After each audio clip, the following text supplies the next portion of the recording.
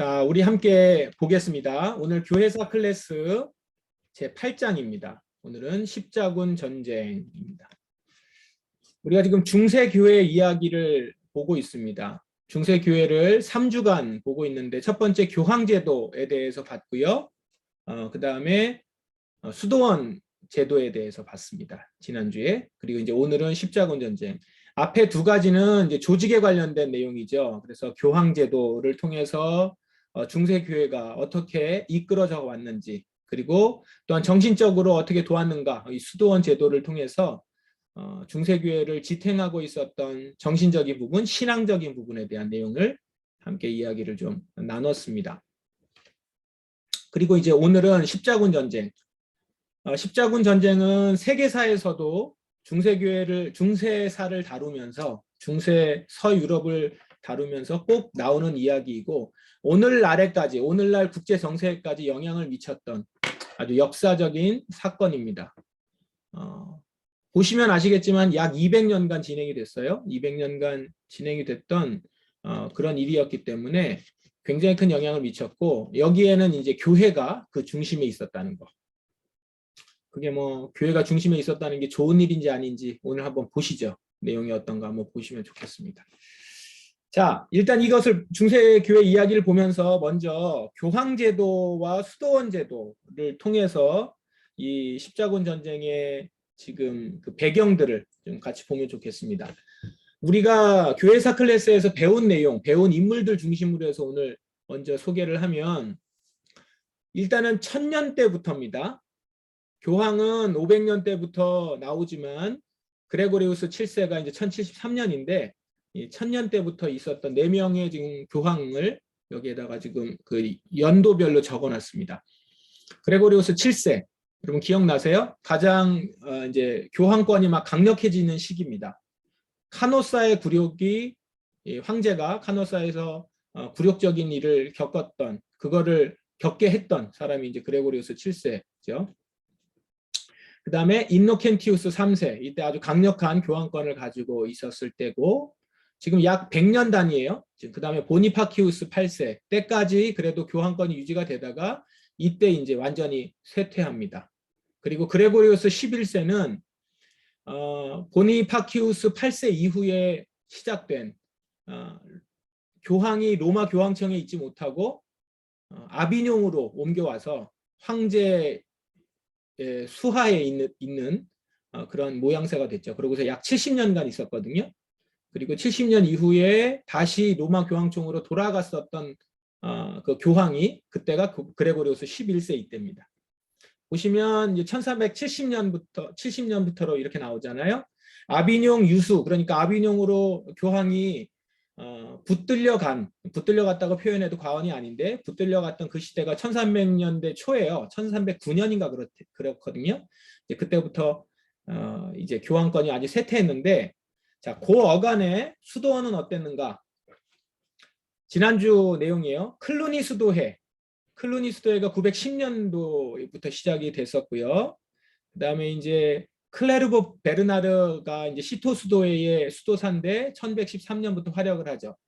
그 어떤 책에 보니까, 역사책에 보니까 중세 시대의 가장 강력한 수도사 한 명을 들라고 하면 클레르보 베르나르를 들더라고요. 그만큼 영향력도 있었고 굉장히 강력했던, 여러 가지 면에서 영향을 미쳤었던 수도사로 알려져 있습니다. 주교를 한 번도 맡은 적이 없는데, 감독이나 주교를 맡은 적이 없는데 로마 교회를 다스렸던, 30년간 다스렸던 사람이에요. 굉장하죠? 힘이. 자, 그랬던 사람이고, 여기에 지금 보여지는 바대로 십자군 전쟁에도 영향을 미쳤습니다. 그다음에 이제 프란체스코 수도회에서 프란체스코가 수도사가 1209년부터인데, 지금 교황하고 그 시기를 이렇게 잘 보세요. 어느 지점에 있는지. 그리고 도미니쿠 수도회가 있는데, 자, 그럼 십자군 전쟁이 어느 때냐? 위에 연도 있죠? 1096년부터 1291년까지. 요 시기입니다. 요 기간에, 그러니까 이때 이제 있었던 교황들과 수도사들이 이 십자군 전쟁과 연관이 있죠. 그리고 아까 제가 교황에 대해서 잠시 말씀을 드렸는데, 그레고리우스 7세 때 굉장히 강력했었고, 이노켄티우스 3세 때 교황권이 아주 절정에 이르렀을 때 지금 십자군 전쟁이 십자군 원정을 막 다녔죠. 굉장히 십자군들이 많이 일어나고 그렇게 했었던 시기고, 보시면 십자군 전쟁이 끝날 때쯤에 교황권도 쇠퇴하기 시작합니다. 그러니까 교황권의 강화와 약화와 맥을 같이 해요. 십자군 전쟁이. 그 얘기인즉슨 이제 교회의 영향을 받았던 아주 직접적인 서로 연관을 맺었었던 그런 사건이라는 거죠. 이 십자군 원정, 십자군 전쟁. 그렇게 볼 수가 있습니다. 자, 이걸로 우리가 지난주 리뷰를 같이 연결해서 했고요. 이제 본격적으로 십자군 전쟁에 대한 내용을 한번 보십시다. 먼저는 당시 중세 상황을 잠깐 보십시다. 십자군 전쟁이 시작되기 바로 전 약 1000년경에 AD 1000년경 상황입니다. 크게 네 권력이 있다고 보시면 돼요. 교황권이 있고, 그다음에 왕권이 한쪽에 세력으로 있었고, 그리고 이제 영주가 굉장히 강력했죠. 이 영주 세력을 무시를 못합니다. 한 명의 영주든 같이 영주의 연합이든. 그리고 또 하나의 강력한 세력이 있었는데 그게 뭐냐면 이제 기사들 그룹입니다. 기사단들이죠.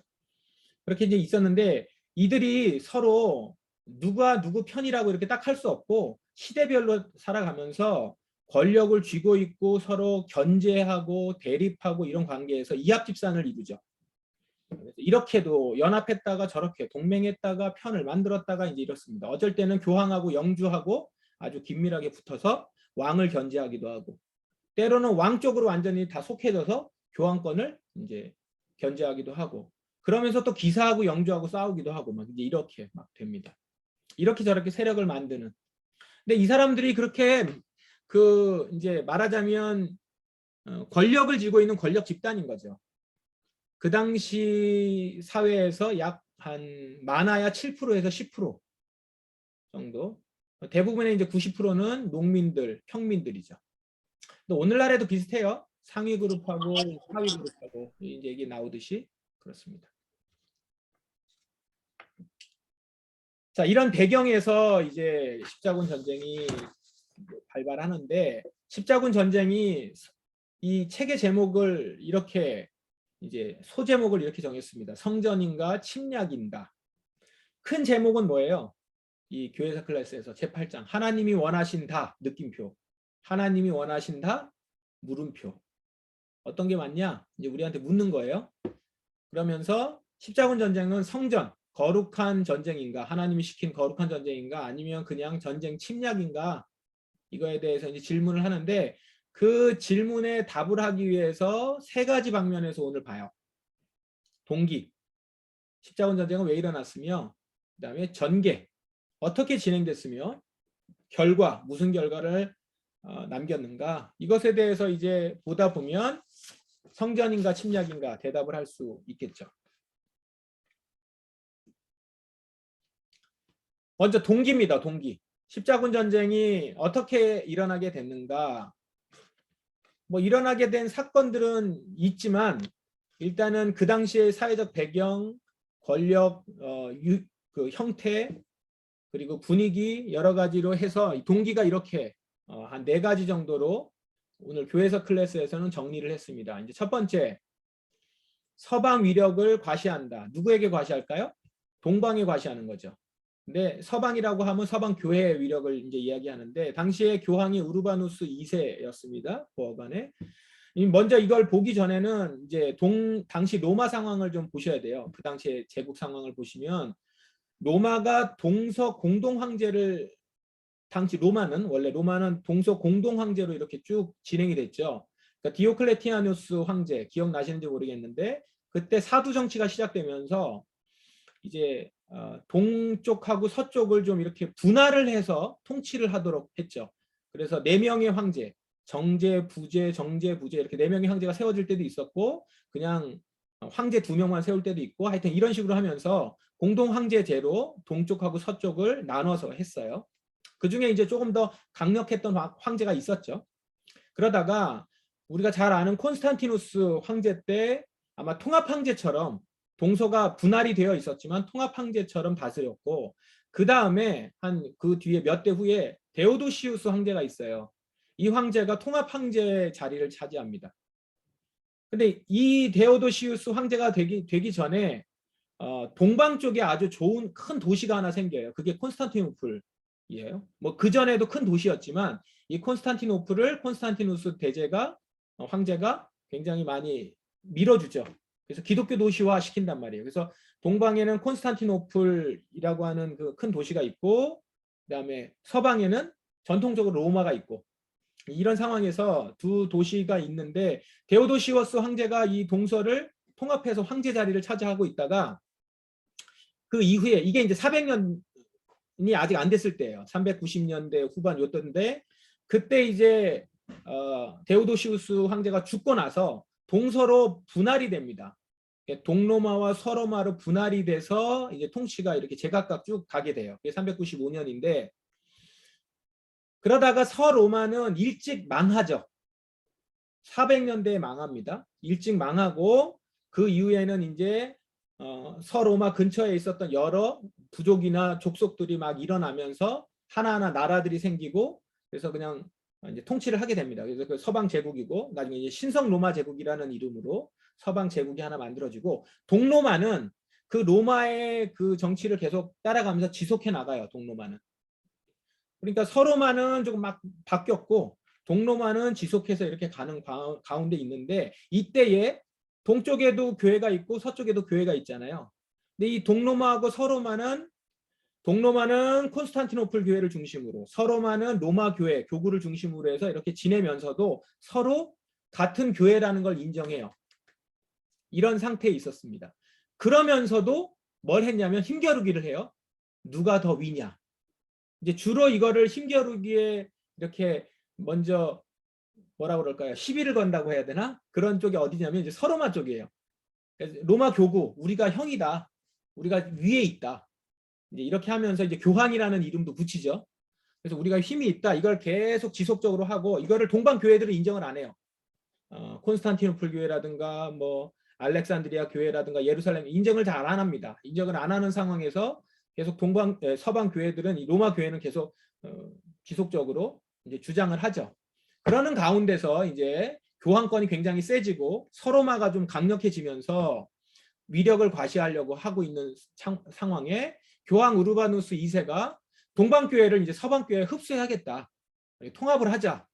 서로를 인정하면 되는데 통합을 하자. 이런 동기가 있었던 거죠. 그게 이 십자군 전쟁의 하나의 발발 원인이기도 하다라는 겁니다. 또 하나 이제 이 얘기가 그 배경하고 같이 연결을 해서 말씀드린 것이고 내부적으로는 아까 제가 말씀을 드렸지만 세력들이 있었단 말이에요. 영주하고 기사 세력들이 이제 자기 자리를 잡고 권력을 쟁취하느라고 자꾸 싸워요. 이렇게 싸우다 보니면 내부 안에서 굉장히 힘들어지니까 이 내부의 혼란을 외부 쪽으로 관심을 돌리기 위해서 이제 이 내부 갈등을 외부로 방출하기 위해서 십자군을 일으켰다고 봅니다. 이거는 그 지배자들이 많이 사용하는 방식이잖아요. 내부 안에서 어떤 문제들이 있으면 그걸 외부로 방출할 수 있도록. 그 안에서 이제 집안에서 막 싸우고 있으면 밖으로 나가라 이런 거죠. 우리나라 임진왜란도 일본의 그런 분위기에서 일어난 거라고 하지 않습니까? 일본 세력들의 그 무사들이 서로 싸우고 있는 것들을 외부 쪽으로 눈을 돌릴 수 있도록 만들었다는 거 아니에요. 사실 이제 당하는 입장에서는 너무 안 좋은 얘기죠. 자, 이게 하나의 동기가 됐고 이제 세 번째 예루살렘 성지 회복 이게 이제 겉으로 드러나는 명분이에요. 여러분들 이 얘기를 많이 들으셨을 거예요. 이제 예루살렘 성지가 이슬람에게 다 뺏겼죠. 예루살렘 자체는 기독교의 시작점이기도 하고 성전이 있었고 예수님이 그곳에서 계셨고 그런 곳인데 그곳을 이제 이슬람에게 빼앗기게 되니까 이 부분에 이제 성지 순례를 하고 있었던 사람들이 이 예루살렘 성지에 가는 길이 제대로 안 되어 있다라고 보고 문제는 이제 순례자들에 대해서 박해가 일어났다 이런 소문들이 돕니다. 이제 책에도 나와 있지만 그냥 과도한 소문인데 어쨌든 이거를 빌미로 해서 이걸 명분으로 삼아서 예루살렘 성지를 탈환해야 된다. 다시 찾아야 된다라고 일으킨 거죠. 이게 이제 겉으로 드러난 이유죠. 가장 겉으로 드러난 대표적인 이유예요. 그러나 네 번째 사실상은 앞에 나와 있었던 1번 서방교회의 위력 과시 그다음에 외부로 시선을 돌림 이제 이런 것들과 더불어서 정치적 경제적 이익이 들어있다라는 것이 사람들을 모으는 동력이 됐죠. 종교적 이유가 맨 앞에 명분으로 딱 있어요. 근데 그것만 있어서는 사실 안 돼요. 근데 뭐가 되죠? 정치적으로 국토도 회복할 수 있죠. 예루살렘도 탈환할 수 있고, 그 다음에 그 땅을 차지할 수도 있고, 그러면서 동시에 거기에 있었던 여러 가지 성물이라든가 동방에 있다라고 하는 유명한 비단들이라든가 종이나 향료 이런 것들을 가져올 수 있다라고 하는 정치적 경제적 이익이 그 안에 들어있다는 거죠. 이제 이런 게 동력이 되는 거죠. 사실 사람들을 움직이는 힘이잖아요. 그래서 겉으로 드러나는 것은 종교적 이유, 명분은. 그러나 실질적으로는 정치적 경제적 이익, 권력, 이제 내부의 혼란 이런 것들을 잠재우기 위한 것으로 십자군 전쟁이 일어났다라고 봅니다. 자, 출정은 1096년에 하는데 클레르몽 회의가 바로 직전에 한 두세 달 전에 있었습니다. 1095년 11월에. 이 회의에서 우르바누스 2세가 그때 교황이었는데 이 공의회에서 십자군을 출정합니다. 결정을 하죠. 이때 우르바누스 2세가 이제 설교를 했다고 해요. 연설을 워낙 잘한대요. 워낙 설교를 잘하는 교황이었는데 호소력 있게 군중들에게 감동을 줬다고 합니다. 이제 거기에 나와 있는 내용이 그런 내용이에요. 여러분들은 지금 하나님의 뜻이다. 이것은 일어나야 된다.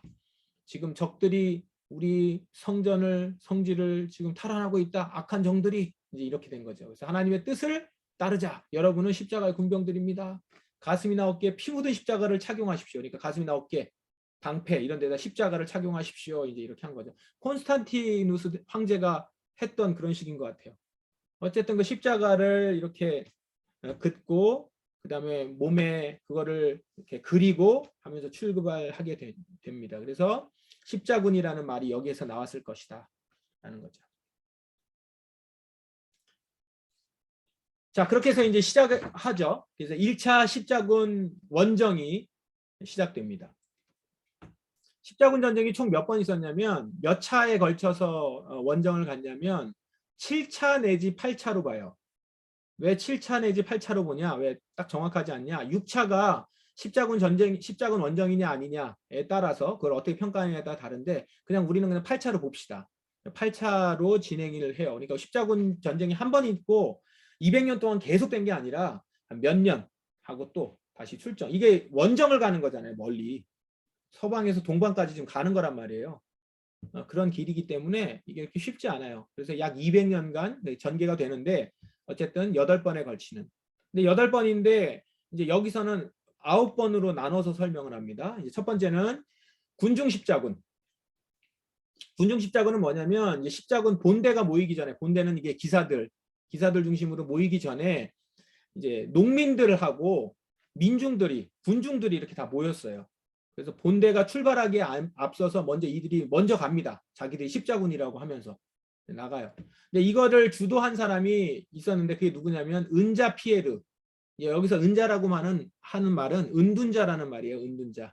은둔자 피에르라고 하는 수도사입니다. 약간 기인인데 책을 읽어보니까 어떻게 나오냐면 한 번도 씻지를 않아가지고 그래서 냄새가 너무 나가지고 이 피에르가 나귀를 타고 왔는데 이 나귀 냄새인지 이 사람 냄새인지 이게 섞여가지고 모를 정도로 이렇게 지저분했대요. 근데 하여튼 또 기가 막히게 설교를 했나 봐요. 그래가지고 농민들의 마음에 불을 지른 거죠. 그래가지고 이 사람들이 그 농기구를 다 내려놨는지 그걸 들고 나왔는지 하여튼 갖고 이제 십자군이다 하고 이제 뛰어든 거죠. 그래가지고 이제 동방으로 갑니다. 동방으로 가서 예루살렘을 탈환하겠다고 가기 전에 근데 이제 뭐 먹을 것도 떨어지고 무기도 없고 하니까 먼저 어디를 치냐? 콘스탄티노플 민가를 들어가서 약탈을 합니다. 그리고 약탈하려고 그래요. 그 콘스탄티노플은 같은 동방 제국이잖아요. 같은 제국들이고 형제인데 거기를 이제 약탈을 합니다. 그러면서 유대인들을 많이 죽였던 것 같아요. 유대인들 타겟으로. 그래서 반유대주의가 여기서부터 이제 효시라고 합니다. 그래서 이 군중 십자군, 그러니까 이제 농민들, 전문 군인들이 아니고 싸움꾼들이 아니라 이제 농민들이고 그냥 일반 그 군중들인데 이제 십자군으로 갔다가 그래서 이제 그 민가를 약탈하고 이랬는데 정작 이슬람 교도들과 이제 전쟁을 하잖아요. 이 사람들이 이쪽은 군인이고 전쟁을 해서 몰살을 당합니다. 이 사람들이 몇 명이 모였냐면 2만 명. 2만 명이 모였는데 이 사람들이 다 전멸을 해요. 그 피에르 빼고 다 죽었대요. 피에르는 나중에 잡혀서 죽었든지 뭐 그랬겠죠. 이제 그렇게 돼요. 어이없는 그런 죽음이 된 거죠. 근데 이 군중 십자군들을 이슬람 교도들이 몰살을 시켰잖아요. 그러니까 승리했단 말이에요. 이제 여기에 승리에 취했을 때 이제 뒤늦게 본대가 합류를 합니다. 그게 1차 십자군이에요. 이제 이들은 군인들이란 말이에요. 전문 군인들. 예. 그러니까 이들이 온 데다가 게다가 이제 그 이슬람 교도들이 한번 이긴 거에 약간 승리에 취해 있는 그런 상황이라서 이 십자군이 와서 예루살렘을 정복합니다. 그래서 1차 십자군으로 성공을 해요. 목적을 이룹니다. 예루살렘을 정복하고 예루살렘을 탈환을 해요. 근데 문제는 뭐냐? 이때도 이 탈환을 하면서 예루살렘에 무자비한 살육을 저지릅니다. 그래서 기록에 보면 갓난아기까지. 갓난아기를 벽에 집어 던지고 이렇게 해서 다 죽이는 그런 살육 현장으로. 그래서 이 책에도 나와 있죠. 피가 뭐 무릎까지 차고 이제 이런 내용들이 거기 나옵니다.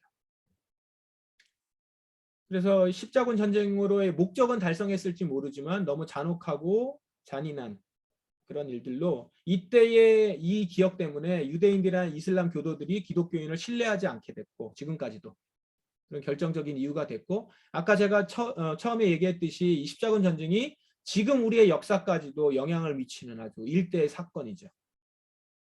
그걸 교회가 중심했다는 거예요. 자, 그 다음에 이제 2차 십자군은 자 그렇게 이제 1차 십자군으로 끝난 게 아니라 예루살렘 정복해서 87년 동안 존속을 했는데 이제 그동안은 동방에서 와서 이 서방에서 와서 동방을 지금 자리 잡고 있는 거니까 이게 식민지잖아요. 처음으로 이제 식민지가 생긴 거예요. 근데 이제 87년간 존속하다가 다시 이슬람 교도에게 빼앗깁니다. 이곳을 또 뺏겨요. 또 뺏기니까 또 뺏으러 가야 되겠죠. 그래서 2차 십자군 원정을 또 갑니다. 근데 이때 원정을 독려한 사람이 클레르보 베르나르예요. 이 시기에. 그래서 이 베르나르가 원정을 독려해서 성전 기사단을 조직을 하고 이제 성전 기사단은 아마 예루살렘에 가서 이제 조직을 한 것 같은데 이렇게 합니다. 근데 2차 십자군은 패배합니다. 못 이겨요. 그래서 탈환을 못 합니다. 이제 내용을 쭉 보시면 아시겠지만 탈환을 한 적이 이후에 한 번밖에 없어요. 1차하고 6차. 그리고 다 실패합니다. 패배해요. 이제 세 번째는 3차 십자군. 3차 십자군이 여기가 이제 그 스토리가 되게 많습니다. 얘기가 많이 나와요. 1차 십자군도 그렇지만 3차 십자군 때에 걸출한 인물 둘이 나와요. 그게 뭐냐면 이제 이쪽 이슬람 쪽에서도 거기도 약간 혼란기를 맞았다가 아주 걸출한 군주, 강력한 군주가 하나 등장합니다. 그게 이제 유명한 살라딘이에요. 살라딘 들어보셨죠? 살라흐 앗딘. 살라흐 앗딘. 이게 이제 어떻게 보면 더 정확한 이름 표현인데 살라흐 앗딘이 이 이슬람 쪽을 다 통합하고 강력한 군주로 등장을 합니다. 이때 이 서방 쪽도 만만치 않았어요. 제국의 왕들이 여러 왕들이 이제 동맹을 해가지고 십자군을 꾸려서 나왔는데 나중에 최종적으로 이제 남은 건 잉글랜드의 리차드 왕입니다. 이 사람이 사자심 왕이라고 해서 사자의 마음을 가진 강력한 왕이다라고 하는데 엄청난 싸움꾼이었다고 해요. 싸움 보통 잘하는 게 아니고 싸움만 잘하는 게 아니라 또 전술과 전략에 능해가지고 또 거의 뭐 백전백승 하듯이 이런 식으로 나갔나 봐요. 그래서 이제 원정을 갑니다. 가가지고 갔는데 딱 이제 보면 그 강자는 강자, 고수는 고수를 알아보지 않습니까? 이제 이게 이렇게 해가지고 뺏어도 또 뺏길 것이 뻔하기 때문에 아마 휴전협정을 하는 것 같아요. 서로 휴전협정을 하고 돌아옵니다. 그런데 휴전협정을 하는 게 어떻게 협정하냐? 이제 그 자세한 내용들은 저도 정확하게는 몰라요. 근데 휴전협정을 하면서 결국은 예루살렘을 탈환을 못한 거죠. 십자군 입장에서는. 그리고 그냥 다시 돌아오는 꼴이 됩니다. 이 책에서 영화 하나를 추천해요. 그게 뭐냐면 이제 킹덤 오브 헤븐. 추천하는 건 아닌데 이제 얘기를 소개를 하죠. 저는 추천합니다, 여러분. 그 책, 그 영화 그 킹덤 오브 헤븐 강추합니다. 꼭 보세요. 감독판을 보셔야 돼요. 극장판 보지 마시고 감독판을 보셔야 역사 내용이 있습니다. 근데 좀 길어요. 3시간 반이 넘습니다. 근데 진짜 재밌어요. 이게 3차 십자군 전쟁을 배경으로 한 그런 영화인데 정확히 얘기하면 3차 십자군 전쟁 바로 전 배경이에요.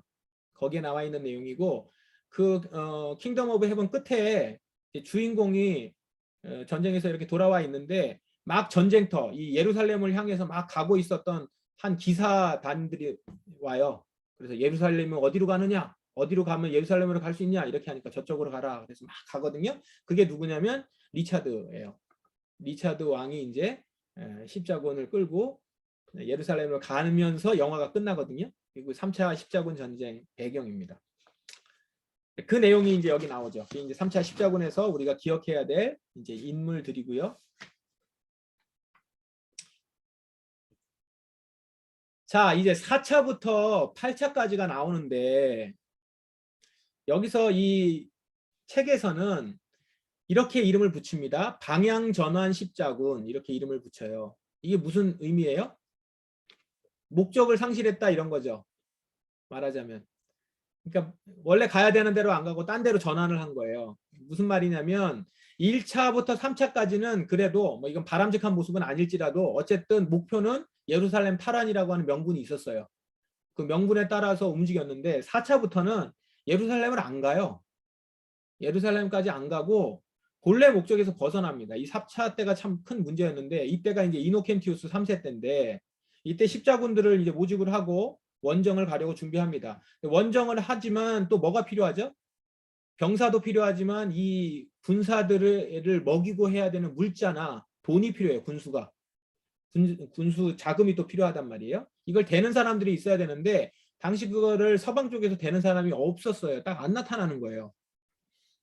근데 돈을 대겠다고 하는 사람이 옵니다. 그게 누구였냐면 동방 쪽에 있었던 한 왕자예요. 동방제국의 왕자. 근데 이 동방제국의 왕자는 뭐를 부탁을 하냐면 내가 군수 돈을 댈 테니 원정에 돈을 댈 테니 동방에 지금 현재 있는 황제를 끌어내려 달라. 이렇게 얘기를 한 거예요. 그러니까 정적이죠. 동방 황제의 정적이었는데 그 황제를 끌어내려 달라. 이렇게 얘기를 해요. 자, 이노켄티우스 교황이 뭐라고 했을까요? 그래도 교황이지 않습니까? 안 됩니다. 얘기했겠죠. 근데 이 얘기를 들은 밑에 모집되어 있었던 기사들은 교황 말을 안 듣죠. 뭐 돈도 없으면서 무슨 얘기냐 뭐 이렇겠죠. 그래서 이 사람 이 왕자 얘기를 듣고 콘스탄티노플로 먼저 갑니다. 십자군들이. 가서 이제 콘스탄티노플에 도착하니까 콘스탄티노플은 안 좋죠. 여기에 그 칼 들고 창 들고 서방에서부터 들어왔으니까. 그래서 또 콘스탄티노플에서도 이 서방 쪽에 온 거를 환영하지 않는 분위기가 됐고 그러는 가운데서 이 십자군들이 콘스탄티노플을 완전히 초토화를 시켜버립니다. 그래서 여기서 많은 사람들을 죽이고 또 살육을 하고 그렇게 해요. 예루살렘에 가서 이슬람하고 싸운 게 아니고 동방 자기네 그 같은 말하자면 교회끼리 싸운 거죠. 기독교인들끼리 싸운 거죠. 그래서 이것을 계기로 해서 동방 교회하고 서방 교회가 완전히 갈라집니다. 그 전까지는 어느 정도 좀 벌어지기는 했어요. 여러 가지 신학적인 사상 때문에 아니다, 그게 아니다 이러면서 점점 벌어지기는 했는데 그래도 서로를 인정하는 부분이 있었는데 이때 완전히 건널 수 없는 강이 된 거죠. 로마를 이때부터 로마 가톨릭이라고 부르고 동방을 동방 정교회 이렇게 부르기 시작합니다. 이게 이제 4차 십자군 전쟁 때예요. 그때 이렇게 일어난 겁니다. 이노켄티우스 3세가 이 일을 이제 막으려고 노력을 했지만 안 됐다라는 겁니다. 뭐 이미 그런 분위기였던 거죠. 이제 이때부터 조직이 별로 안 좋죠. 교황 얘기 잘 안 듣고 이런 분위기가 되는 부분입니다. 자, 5차 십자군도 마찬가지예요. 5차 십자군들 결성했을 때도 예루살렘으로 안 가고 이제 이집트로 가자. 뭐냐면 이슬람 본거지 이집트를 공격하자라고 해서 그쪽으로 출정을 합니다. 예루살렘으로 가지 않았어요. 근데 이때 누가 이제 같이 참여를 하냐면 프란체스코 수도사가 이때 같이 가요. 평화의 수도사. 그래서 이 사람은 군인으로 간 게 아니라 이 평화적인 협정을 하려고 가요. 갔는데 그 이슬람 사람들에게 붙잡혀가지고 붙잡힙니다. 이 평화적으로 해결은 못하고. 그랬다가 나중에 이 술탄이, 그러니까 이슬람의 왕이죠. 술탄이 이 프란체스코를 나중에 풀어주죠. 그 사람의 모습을 보고 인정하고 풀어주기는 하지만 어쨌든 그래서 5차도 실패. 공격했다가 실패. 6차는 그러면서 이제 이슬람도 많이 이렇게 좀 약해지고 약화된 틈을 타서 6차에 이제 그 원정을 갔었던 사람들이 이것도 사실은 이집트 공격이었다고 해요. 이집트를 공격을 하려 했다가 이제 거기서 평화협정을 맺고 예루살렘을 얻게 됩니다. 예루살렘을 싸움을 하지 않고 무혈 입성을 한 게 이제 6차 십자군이에요. 15년 동안 점령했다고 해요. 그래서 이거를 십자군으로 봐야 되냐 말아야 되냐 뭐 이렇게 얘기하는 거예요. 원래 간 거는 이집트를 간 거니까. 근데 어쨌든 십자군의 이름으로 가가지고선 예루살렘을 탈환했었던 건 1차하고 6차밖에 없어요. 그 다음에 이제 그 이후에 15년 이후에 또 뺏겨서 7차 십자군, 8차 십자군이 이제 연속적으로 이어지는데 이때는 루이 9세라고 하는 사람을 통해서 이제 그 지도자를 통해서 십자군이 원정을 가게 되죠.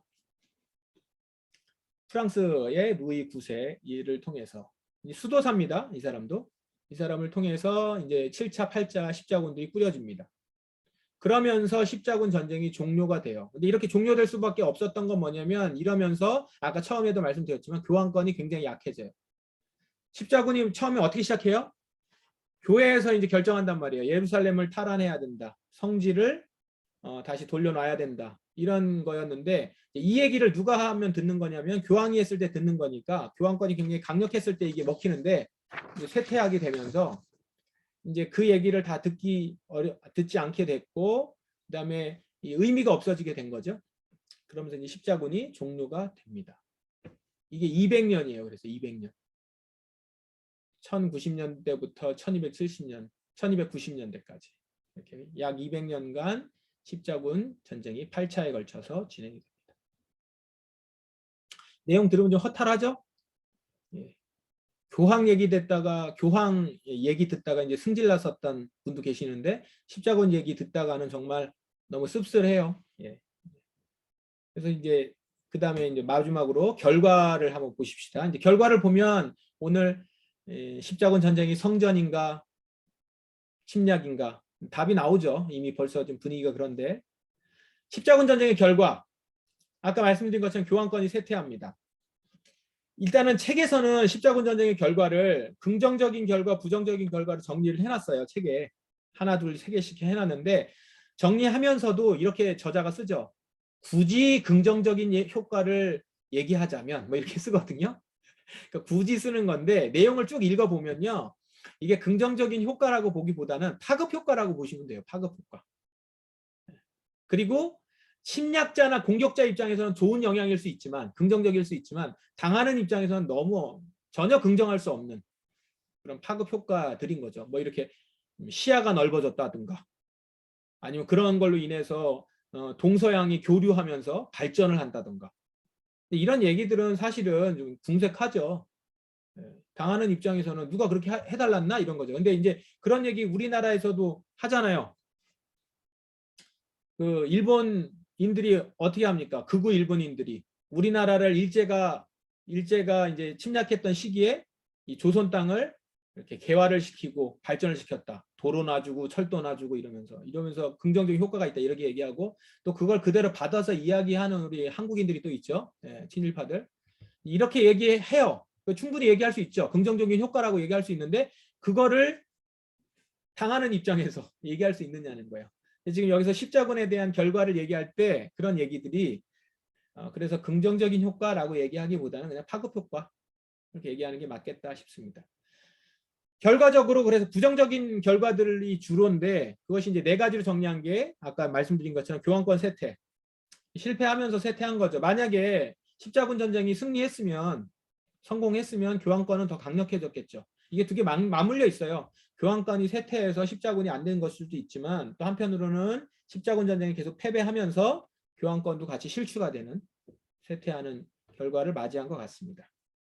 그다음에 이때에 십자군 전쟁을 하면서 한편으로는 면죄부를 남발한단 말이에요. 사람들을 동원하기 위해서, 군인들 동원하기 위해서 십자군에 출정을 하면 그 사람의 죄는 사해진다. 면죄부를 남발했죠. 이게 이제 나중에 교회의 올무가 되고 올바르지 않은 교회의 신학을 만들어내고 종교개혁의 빌미가 되죠. 그 다음에 이슬람 근본주의자들을 성장시키죠.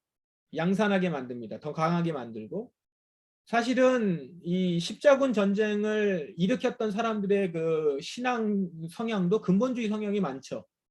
기독교 근본주의가 있었고, 근데 그것에 대해서 이제 당한 이슬람 입장에서 사륙을 당하고 많이 당하고, 비록 십자군 전쟁은 실패했지만 어쨌든 그 가운데서 얼마나 많은 사람이 죽었겠습니까?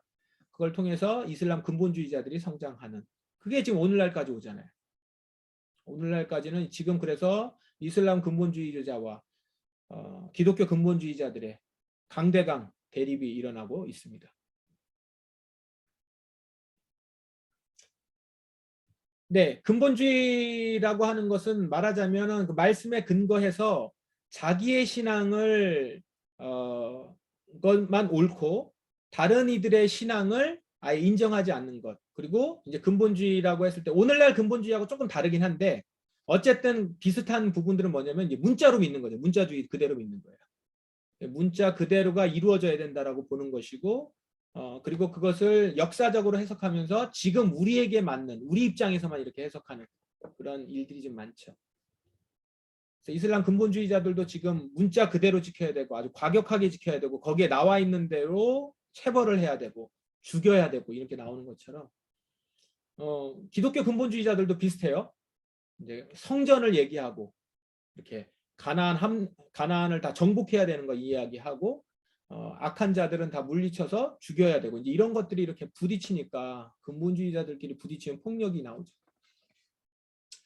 자, 그 다음에 이제 서유럽의 식민주의 역사가 시작이 됐다라는 거죠.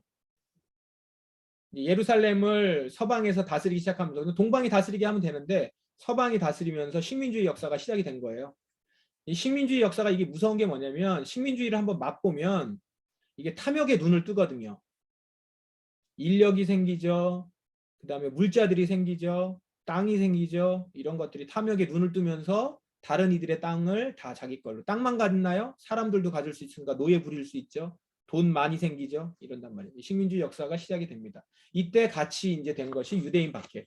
곳곳에 흩어졌던 유대인들을 빌미로 해서 그들을 죽이고 그들을 같이 이렇게 죽인다는 명목으로 이제 땅도 차지하고 막 이렇게 했던 거죠. 십자군 전쟁의 결과입니다.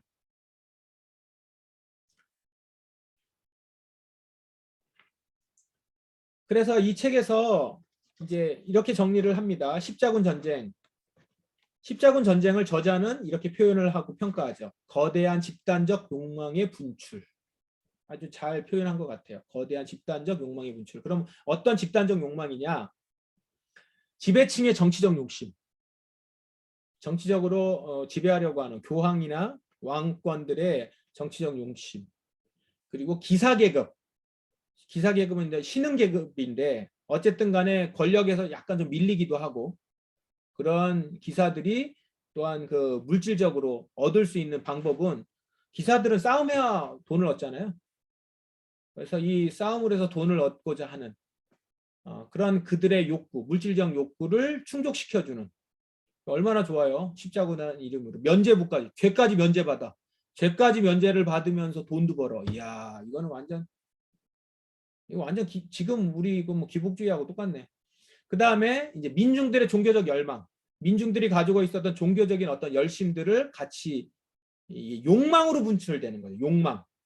이 종교적인 열망이 욕망으로 분출이 돼서 종교적인 열망이 그냥 우리의 신앙과 사랑을 전하고 복음을 증거하는 걸로 끝나지 않고 악한 자들을 때려잡는 것으로 이제 간단 말이에요.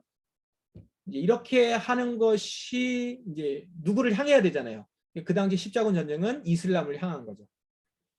그래서 지배층들이 이걸 이용한 거고 기사계급은 여기에 이거를 기회를 잡은 거고 민중들은 여기에 그냥 같이 편승한 거죠. 그래서 지배층, 지금도 마찬가지입니다. 지금의 정치적인 집단과 경제적인 집단, 재벌층들이죠. 그리고 일반 우리 대중들, 그리고 종교적 대중들, 예를 들면 지금으로 하면 교회나 절이라든가 이런 신자들, 이들의 어떤 근본주의적인 심성 같은 경우를 이제 무지한 대중이죠. 이 근본주의적인 신앙이나 기복주의적인 신앙을 자극해서 종교적 열망을 채우려고 하는 그런 것들을 갖고 이제 어떤 대상에 대해서 경계하거나 적대시하게 만드는 쪽으로 가는 거예요. 그걸 정치가 이용하죠. 그래서 여러분 그 선거 때만 되면 정치인들이 종교계에 기웃거리면서 어떤 걸 막아준다 이러면서 이제 같이 얘기하는 거 보면 어떤 부분에 대해서 이제 이렇게 끊어버리고 적대시하고 죄인을 만들고 막 이제 이런 것들을 하잖아요.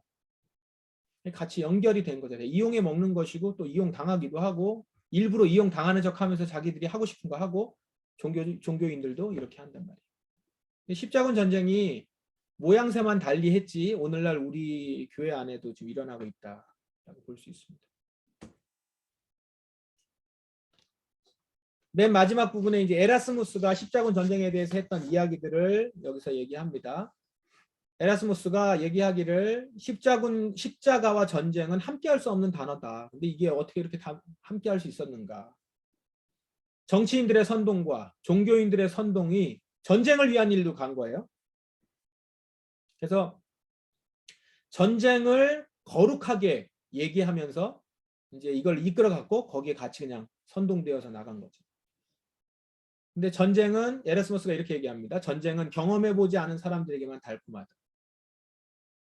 생각해보면 돌이켜보면 어떻게 십자가라는 이름에 전쟁이라는 이름을 붙여서 나아갈 수 있는가. 그런데 한 가지 전쟁하고 신앙인의 저항하고는 달라요. 지금 십자군 이 전쟁은 말하자면 침략이었던 것이고 저항이라고 하는 것은 우리의 신앙을 지키고자 하는 그리고 악한 것에 대해서 악한 것을 우리를 박해하거나 우리를 공격해 올 때 그것에 견디어내는 것이 저항인 것이죠. 그거하고 전쟁은 좀 다릅니다. 그래서 뭐 그냥 어떤 폭력적인 부분들, 무기를 드는 것 이런 것에 대해서 무조건적으로 반대하고 이렇게 기독교가 얘기하진 않아요. 그걸 그렇게 단순화시킬 수는 없습니다. 역사 가운데서도 그렇고. 그렇지만 어쨌든 이 십자군 전쟁에 해당돼서는 나타났었던 동기라든가 전개 방식이라든가 맨 나중에 나타난 결과적인 내용들을 다 봤을 때 결코 그것을 긍정적으로 이야기할 수 있는 일은 아니다라는 것입니다. 마무리를 합니다. 생각하기 같이 나누기를 생각하시면서 이제 마무리를 할게요. 기독교인으로서 이슬람을 어떻게 대해야 할까요? 오늘날에도 이제 이슬람이 있고 오늘날에는 더더욱 우리 사회에 이슬람에 대한 특히 이제 기독교인으로서 이슬람에 대해서 한 번쯤은 생각해봐야 되는 지점이 있잖아요. 오늘 십자군 전쟁을 보면서 십자군 전쟁의 기독교를 생각하면서 오늘날 우리가 이슬람에 대해서 어떻게 대해야 될까? 우리는 어떻게 이제까지 들었는가? 한번 생각해 보실 수 있는 시간이 되었으면 좋겠습니다. 네, 여기까지 오늘 교회사 클래스 8장 십자군 전쟁에 대해서 함께 나눴습니다.